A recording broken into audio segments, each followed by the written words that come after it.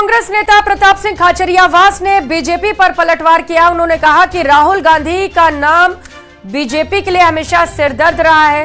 गांधी के नाम पर बीजेपी के पेट में दर्द होना जायज है, लेकिन उनके विदेश में बोलने पर बीजेपी को बोलने का हक नहीं।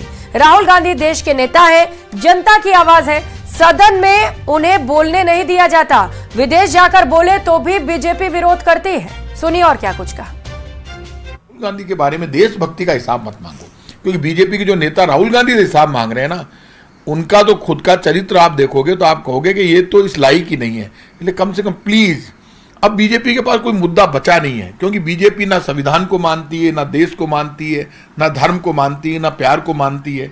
इसलिए बीजेपी को राहुल गांधी से सवाल पूछने का मतलब हक ही नहीं है। एक बात बताइए, यदि राहुल गांधी ने चुनाव की निष्पक्षता पर सवाल उठाएं तो देश का अपोजिशन लीडर यदि देश के बाहर देश के अंदर सवाल उठा रहा है और आप उसको ये कहते हैं लोकसभा के अध्यक्ष, जब शर्म नहीं आती कि आप यहाँ पे नाम नहीं लोगे किसी व्यक्ति का, तो यदि वो वहाँ पर अपने अधिकारों की बात करते हैं वहाँ पर लोकसभा में, तो आप उनका माइक बंद कर देते हैं।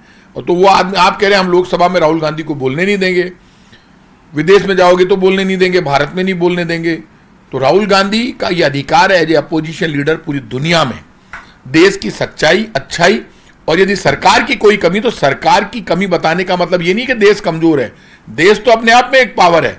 जिस देश को बनाने में उनकी पीढ़ियों ने अपना सब कुछ न्यौछावर कर दिया हो, खून बहा दिया हो इंदिरा जी ने और महात्मा गांधी ने, उस राजीव गांधी जी ने, उससे आप कह रहे हो कि देश को तो मजबूत बनाने के लिए अपनी जान दे दी इंदिरा जी और राजीव जी ने। इसलिए राहुल गांधी से आप क्या करोगे कि देश को कमजोर करना? देश को तो मजबूत ही करना है राहुल गांधी तो।